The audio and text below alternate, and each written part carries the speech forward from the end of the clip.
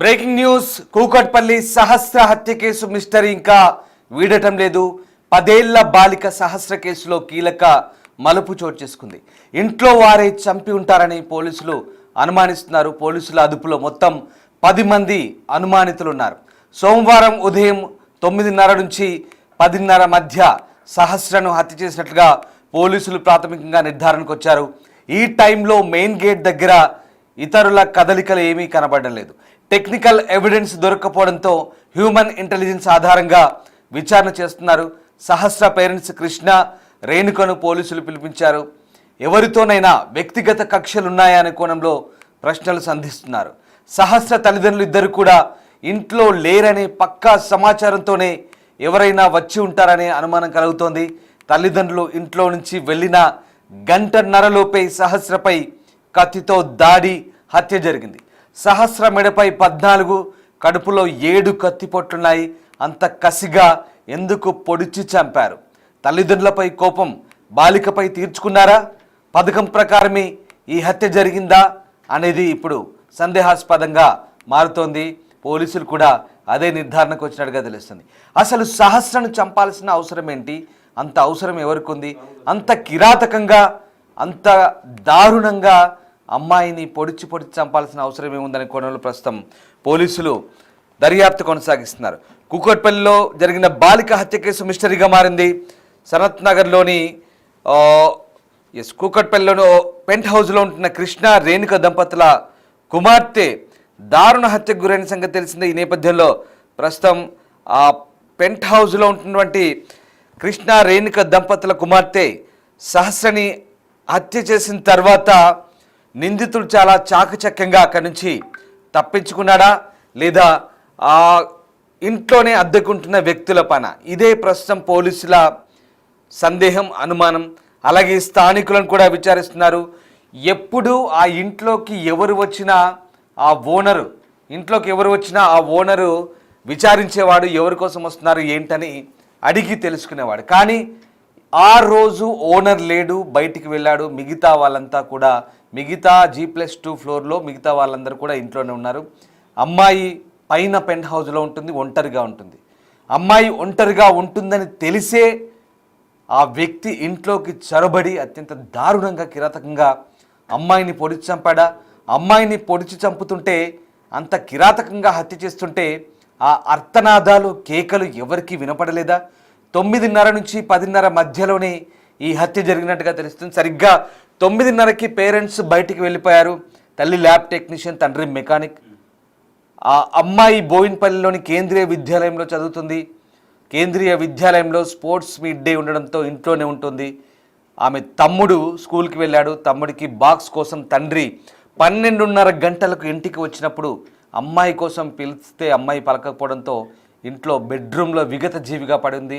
బెడ్రూమ్లో పూర్తిగా చిందరవందరగా ఉంది. అంటే అమ్మాయిని హత్య చేసినప్పుడు పెనుగులాడినట్టుగా అర్థమవుతుంది.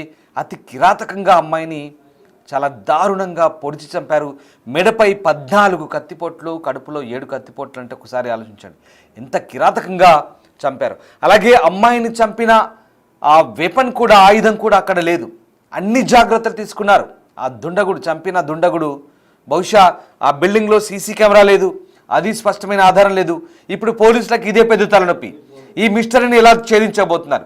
టెక్నికల్ ఎవిడెన్సెస్ కోసం పోలీసులు తంటాలు పడుతున్నారు. ఆ వెపన్ కూడా లేదు, చిన్నపాటి ఆయుధం లేదా కత్తితో చంపి ఉంటారని పోలీసులు అనుమానిస్తున్నారు. ఇక ఈ నేపథ్యంలోనే ప్రస్తుతం పోలీసుల దర్యాప్తు అయితే సాగుతుంది. రైట్, మా కొలీగ్ అనిల్ జాయిన్ అవుతున్నతో. అనిల్, ఎస్, ముఖ్యంగా ఈ ఘటనకు సంబంధించి పోలీసులు దర్యాప్తు ఏ కోణంలో సాగుతుంది? ముఖ్యంగా టెక్నికల్ ఎవిడెన్సెస్ కానీ, మిగతా ఆధారాల కోసం, లేదా సస్పెక్ట్స్ ఓన్లీ అనుమానితులుగానే భావిస్తూ చాలామందిని విచారిస్తున్నారు. ఎవరిని కూడా ఇప్పటివరకు నిందితుడిగా నిర్ధారించలేని పరిస్థితి. సో 24 గంటలు కాదు కదా, దాదాపు 48 గంటలకు చేరువకు వస్తుంది. ఇంకా పోలీసులు ఎలాంటి పురోగతి సాధించలేదు. ఏం జరుగుతోంది?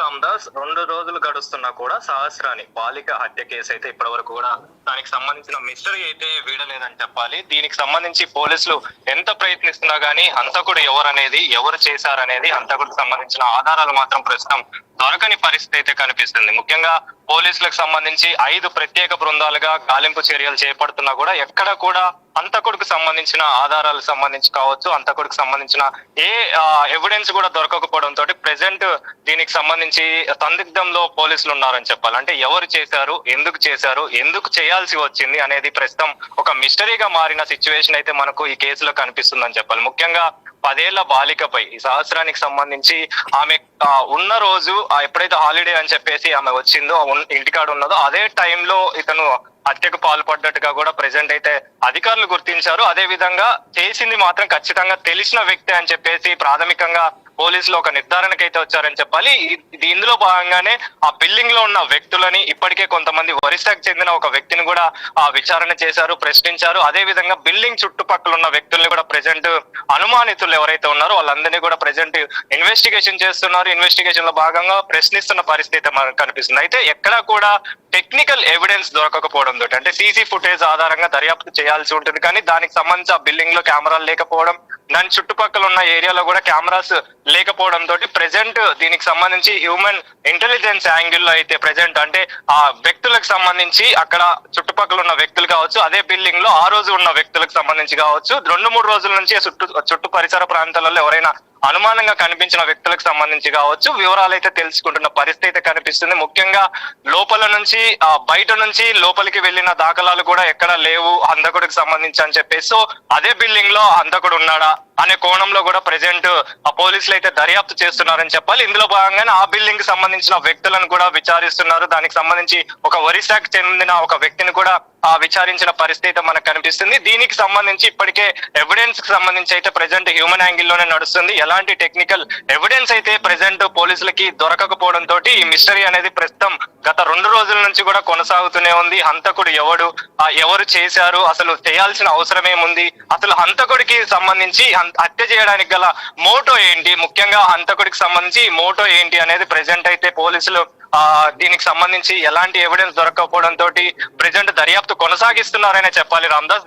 అలాగే ఇప్పుడు అనిల్, మరి టెక్నికల్ ఎవిడెన్స్ సంబంధించి సీసీటీవీ ఫుటేజ్ గురించి ఏదైనా ట్రేస్ అవుట్ చేశారా? ఆ బిల్డింగ్ లో మాత్రం సీసీటీవీ ఫుటేజ్ లేదంటున్నారు, కానీ చుట్టుపక్కల సీసీటీవీ ఫుటేజ్ ని అనాలిసిస్ చేస్తున్నారా? అలాగే ఆ ఇంట్లో భవనంలో ఉన్న వ్యక్తులకు సంబంధించి కూడా ఎలాంటి క్రాస్ చెక్ చేస్తున్నారు? మరీ ముఖ్యంగా ఈ హత్యకు సంబంధించి చిన్నారి కేకలు కూడా విన్నామంటే కొంతమంది స్థానికులు చెప్పినట్టుగా తెలుస్తుంది 10:30 ప్రాంతంలో. ఇవన్నీ కూడా ఓవరాల్గా ఇన్వెస్టిగేషన్ జరుగుతున్న తీరు, పోలీసులకు లభిస్తున్న ఆధారాలు ఎట్లా క్రోడీకరిస్తున్నారు, ఎట్లా దీన్ని సార్ట్అవుట్ చేసే ఛాన్స్ ఉంది? మీరు చెప్పినట్టుగా బిల్డింగ్ కి సంబంధించి టెక్నికల్ గా అంటే సీసీ కెమెరాస్ లేవు, కానీ దాని పక్కనే ఉన్న సీసీ కెమెరాస్ 2 సీసీ కెమెరాస్ అయితే ఉన్నాయి. ఆ 2 కెమెరాలకు సంబంధించి ఒక సీసీ కెమెరాని ఇప్పటికే పరిశీలించారు. దానికి సంబంధించి ఎవరు కూడా అనుమానించే తగ్గ వ్యక్తులైతే కనిపించలేదని చెప్పేసి పోలీసులు అయితే గుర్తించడం జరిగింది. కానీ మరొక కెమెరాలో మాత్రం కొన్ని సస్పీషియస్ గా కొంత కనిపించిందని చెప్పేసి ఒక వ్యక్తికి సంబంధించిన కుడి వైపు అంటే రైట్ సైడ్ కి సంబంధించి కుడి చెయ్యి, అదే విధంగా కుడి సైడ్ రైట్ సైడ్ షాడో కనిపించినట్టుగా అయితే కొన్ని అనుమానాలు అయితే వ్యక్తం చేస్తున్నారని చెప్పాలి. ఇది మనకు ఇంటర్నల్ గా మనకు అందుతున్న సమాచారం అని చెప్పాలి. అయితే దీనికి సంబంధించి ఆ సీసీ ఫుటేజ్ ఆధారంగా కూడా ఆ షాడో ఎవరిది, అదే విధంగా రైట్ సైడ్ హ్యాండ్ కనిపించింది కాబట్టి ఆ వ్యక్తి ఎవరు అనేది కోణంలో కూడా ప్రెసెంట్ దర్యాప్తు అయితే చేస్తున్నారని చెప్పాలి. ముఖ్యంగా పోస్ట్ మార్టం ఆధారంగా దీనికి సంబంధించి ఉస్మానియా హాస్పిటల్ కి సంబంధించి ఉస్మానియా మార్చురీకి సంబంధించి గాంధీ మార్చురీకి సంబంధించి ఆ పాపని ఎవరైతే చంపారో ఆ చంపిన వ్యక్తికి సంబంధించి మాత్రం కొన్ని డీటెయిల్స్ అయితే రావడం జరిగింది. ముఖ్యంగా ఆ కత్తిపోట్లు ఏవైతే ఉన్నాయో, స్టాబింగ్స్ ఏవైతే ఉన్నాయో, తన మీద దాదాపు 20కి పైగా కత్తిపోట్లు ఉన్నాయి. తన ఛాతి పైన కావచ్చు, తన మెడ పైన కావచ్చు, ఎక్కువ శాతం మెడపై భాగంలో 14 కత్తిపోట్లు ఉన్నాయి. కాబట్టి ఈ స్టాబింగ్ చేసే సమయంలో పర్సన్ అంటే ఏజ్ ని బట్టి మనం దాన్ని డిసైడ్ చేయొచ్చు అని చెప్పేసి, అంటే తన స్టాబింగ్ ని బట్టి కూడా ఆ పర్సన్ ఏజ్ కూడా డిసైడ్ చేయొచ్చు అని చెప్పేసి, దాదాపు ఈ ఏజ్ కి సంబంధించి 25 నుంచి 26 ఏళ్ళు ఉన్న వ్యక్తి ఈ పని చేసి ఉంటాడు. అంటే ఇది రైట్. అనిల్ ఇక్కడ ఇప్పటి వరకు కూడా ఆ ఏ వెపన్ తో చంపారో కూడా ఇంతవరకు పోలీసులు కనిపెట్టలేని పరిస్థితి. వెపన్ కూడా అక్కడ లేకుండా చాలా జాగ్రత్త వహించాడు. ఆ కత్తిపోట్ల ఆధారంగా అదేదో చిన్నపాటి కత్తితోనే విచ్చలవిడిగా విచక్షణ రహితంగా పొడిచినట్టుగా పోలీసులు అయితే ప్రాథమికంగా నిర్ధారించినట్టు కనబడుతుంది. అలాగే ఇప్పుడు ఈ ఎవిడెన్సెస్ కావచ్చు, అలాగే సీసీటీవీ ఫుటేజ్ కావచ్చు, మిగతా కాల్ డేటా, పేరెంట్స్ సంబంధించి వాళ్ళని కూడా క్రాస్ చెక్ చేయడము, చుట్టుపక్కల వాళ్ళని విచారించడము ఇదంతా కూడా ఓవరాల్గా అంటే ఇప్పటి వరకు 48 గంటలు కావస్తోంది. చాలా ప్రెస్టీజియస్గా పోలీసులపై కూడా ప్రెషర్ పెరుగుతోంది. ఈ క్రమంలో మరి బాలానగర్ డీసీపీ నేతృత్వంలో జరుగుతున్నటువంటి ఇన్వెస్టిగేషన్ టీమ్స్ 5 టీమ్స్ ఉన్నాయి. 5 టీమ్స్ ఏ రకంగా పనిచేస్తున్నాయి, పోలీసులు ఎలాంటి పురోగతి సాధించే ఛాన్స్ ఉంది? ఎస్, మీరు చెప్పినట్టుగా ప్రెసెంట్ అయితే ఈ పోస్ట్ మార్టం ఆధారంగా దర్యాప్తు కొనసాగుతుందని చెప్పాలి. అదే విధంగా కాల్ డేటా సంబంధించి అంటే ఇప్పటికే టెక్నికల్ ఎవిడెన్స్ విషయంలో కాల్ డేటాకు సంబంధించి చుట్టుపక్కల పరిసర ప్రాంతాలకు సంబంధించిన వ్యక్తుల డేటాను కూడా సేకరిస్తున్నారు. అంటే తల్లిదండ్రులకు సంబంధించిన డీటెయిల్స్ కూడా సేకరిస్తున్నారు. తల్లిదండ్రులకు సంబంధించి మాత్రం ప్రస్తుతం పాపకు సంబంధించిన క్రిమేషన్ అంటే అంత్యక్రియలు నిన్ననే జరిగాయి కాబట్టి వాళ్ళని ఈ రోజు కానీ లేకపోతే రేపు కానీ వాళ్ళని విచారించే అవకాశం ఉంటుంది, వాళ్ళని కూడా ప్రశ్నించే అవకాశం ఉంటుంది. ఎందుకంటే గతంలో ఏమైనా వీళ్ళకి శత్రుత్వం ఉందా, వీళ్ళకి సంబంధించి ఏమైనా ఆస్తి తగాలకు కావచ్చు, వీళ్ళకి సంబంధించి అంటే ఇంటర్నల్ గా ఎవరికైనా గొడవలు ఉన్నాయా అనే కోణంలో కూడా ప్రజెంట్ ప్రశ్నించే అవకాశం ఉంది. ఎందుకనంటే ఇప్పటి వరకు కూడా వీళ్ళని ప్రశ్నించలేదు తల్లిదండ్రుల్ని. కేవలం అనుమానితులు అంటే ఆ బిల్డింగ్ లో ఉన్న వ్యక్తుల్ని కావచ్చు, చుట్టుపక్కల ఉన్న బిల్డింగ్ సంబంధించిన వ్యక్తులు కావచ్చు, ఎవరైనా అనుమానించదగ్గ వ్యక్తులు ఉంటే వాళ్ళని మాత్రమే ప్రజెంట్ ప్రశ్నిస్తున్న పరిస్థితి. తల్లిదండ్రులు వస్తే మాత్రం తల్లిదండ్రుల నుంచి కూడా సమాచారం సేకరించే అవకాశం ఉంది. ఇప్పటికే 5 బృందాలుగా ప్రత్యేకంగా ఈ గాలింపు చర్యలు నిందితుల కోసం అయితే చేపడుతున్నారని చెప్పాలి. అయితే మీరు చెప్పినట్టుగా ఈ 20కు పైగా కత్తిపోట్లకు సంబంధించి కత్తి మాత్రం కిచెన్ లో ఉపయోగించే కత్తినే ఉపయోగించినట్టుగా మనకు అందుతున్న సమాచారం అయితే తెలుస్తుంది. అయితే కిచెన్ లో ఏదైతే నైఫ్ యూజ్ చేస్తారు అంటే వెజిటేబుల్స్ కట్ చేయడం కోసం, కూరగాయలు కట్ చేయడం కోసం ఏదైతే నైఫ్ యూజ్ చేస్తారో దాంతోనే కట్ చేసిన కత్తితో హత్య చేసినట్టుగా కూడా పోలీసులు అయితే గుర్తించారు. ఎందుకంటే ఆ స్టాబింగ్స్ అన్ని చూస్తుంటే చిన్న చిన్నగా కత్తిపోట్లు కనిపించాయని చెప్పేసి పోలీసులు చెప్పారు కాబట్టి అదే కత్తితోటి తను హత్య చేసినట్టుగా ఆ కత్తితోనే తను పరారైనట్టుగా కూడా పోలీసులు గుర్తించారు, అనుమానిస్తున్న పరిస్థితి అయితే మనకు కనిపిస్తుంది. సో దీనికి సంబంధించి గడిచిన 2 రోజుల నుంచి కూడా దీనికి సంబంధించిన మిస్టరీ అనేది వీడకపోవడంతో ప్రెసెంట్ ప్రత్యేకంగా బృందాలు అయితే ఏర్పడ్డాయి. 5 బృందాలతోటి గాలింపు చర్యలు చేపడుతున్నారు. ఇటు టెక్నికల్ గాను అదే విధంగా హ్యూమన్ ఇంటెలిజెంట్ యాంగిల్ లో కూడా ప్రెసెంట్ అయితే రైట్. అనిల్, అంటే ఒక్క అప్డేట్ ఉంది అనిల్, అమ్మాయి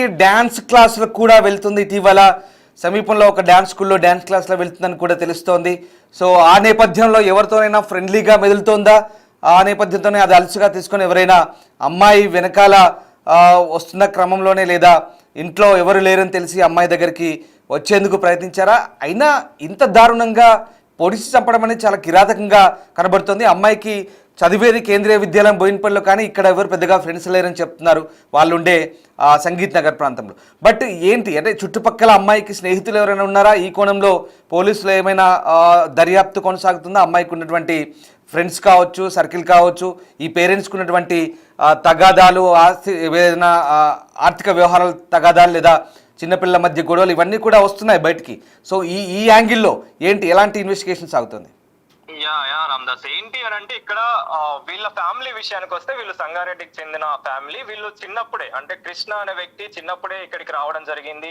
ఇక్కడే దాదాపు 15 ఏళ్ల నుంచి కూడా ఇక్కడే నివాసం ఉంటున్నట్టుగా కూడా తెలుస్తుంది. ఇక్కడే స్థిరపడ్డాడు. సో దీనికి సంబంధించి ఊర్లో ఎలాంటి ఆస్తి తగాదాలు కావచ్చు, ఊరికి సంబంధించి ఎలాంటి గొడవలు అయితే వీళ్ళకి సంబంధించి లేనట్టుగా కూడా మనకు తెలుస్తుంది. అదే విధంగా ఇక్కడ కూడా చూసుకుంటే చుట్టుపక్కల స్థానికుల్ని మనం అడిగిన ప్రశ్నలకు గాను వాళ్ళు ఇచ్చిన సమాధానం సహస్రని కావచ్చు, అదే విధంగా వీళ్ళ తల్లిదండ్రులు కావచ్చు, వీళ్ళందరూ కూడా చాలా అన్యూన్యంగా ఉండేవాళ్ళు. చాలా వరకు కూడా అందరితోని కలిసిమెలిసి ఉండేవాళ్ళు. అదే విధంగా ఆ ఫస్ట్ ఫ్లోర్ లో ఉన్నటువంటి ఫ్యామిలీస్ తోని కూడా మేము మాట్లాడినప్పుడు వాళ్ళు కూడా చెప్పిన వివరాల ప్రకారం వీళ్ళు ఎప్పుడు కూడా మాతోని చాలా అన్యూన్యంగా ఉంటారు. మా పిల్లలతోని కూడా సహస్రని రోజు ఆడుకునేది, తను రోజు ఆడుకుంటూ కిందికి వెళ్ళి ఆడుకునే సిచ్యువేషన్స్ కూడా చాలా సార్లు చూసాము. తను చాలా హ్యాపీగా ఉంటుంది, యాక్టివ్ గా ఉంటుంది. సో ఎవరితోని కూడా ఇప్పటి వరకు అలాంటి గొడవలు కానీ, చుట్టుపక్కల ఉన్న వ్యక్తులతోని గొడవలు కానీ, స్థానికంగా ఉన్నటువంటి నివాసం ఉంటున్నటువంటి వ్యక్తులతోని కానీ ఎలాంటి గొడవలు లేవని చెప్పేసి ఎవరు కూడా ఇప్పటి వరకు గొడవలు పెట్టుకుంది లేదని కూడా ఇటు ఓనర్ రమేష్ కూడా చెప్పిన సిచ్యువేషన్. ఎందుకంటే దాదాపు 4-5 సంవత్సరాల నుంచి అదే బిల్డింగ్ లోని పెంట్ హౌస్ లో వీళ్ళు నివాసం ఉంటున్నట్టుగా ఓనర్ చెప్పడం జరిగింది. కాబట్టి దీన్ని బట్టి మనం అర్థం చేసుకోవచ్చు అక్కడ వాళ్ళకి సంబంధించి ఎలాంటి తగాదాలు అయితే లేవు, ఎలాంటి గొడవలు అయితే లేవు, ఎవరితోని కూడా శత్రుత్వం లేనట్టుగా కూడా మనకు తెలుస్తుంది. అయితే మీరన్నట్టుగా సహస్రానికి సంబంధించి తను చాలా యాక్టివ్ పర్సన్, తను అందరితోని కలిసిమెలిసి ఉండేది, స్ట్రైట్ ఫార్వర్డ్ పర్సన్ అని కూడా తెలుస్తుంది. సో ఈ విషయంలో మాత్రం ఫ్రెండ్షిప్ విషయంలో కావచ్చు, మీరు అన్నట్టుగా ఎవరితోనైనా సన్నిహితంగా ఉన్నారా అనే కోణంలో కూడా ప్రెసెంట్ అయితే దర్యాప్తు చేసే అవకాశం ఉంది. అదే విధంగా కూడా వాళ్ళు ఖచ్చితంగా విచారణ అయితే చేసే పరిస్థితి అయితే మనకు కనిపిస్తుంది రామ్దాస్. సో దీన్ని బట్టి ఈ మిస్టరీకి సంబంధించి అసలు ఎవరు అంతకుడు, ఎవరు చేశారు, ఎందుకు చేయాల్సి వచ్చింది, అసలు హంతకుడి యొక్క మోటో ఏంటి అనేది మాత్రం ప్రస్తుతం ఆ దర్యాప్తులో తెలిసే అవకాశం ఉంది. అసలు హంతకుడు ఎవరు అనేది 2 రోజుల నుంచి కూడా ఈ విచారణకు సంబంధించి ఎలాంటి ఆధారాలు దొరకలేదు. కానీ ఖచ్చితంగా ఇది సవాల్గా తీసుకొని, ఛాలెంజింగ్ గా తీసుకొని మాత్రం పోలీసులు అయితే దర్యాప్తు చేస్తున్నారని చెప్పాలి. Right, yes, thank you Anil. So ఇది మొత్తం మీద అమ్మాయి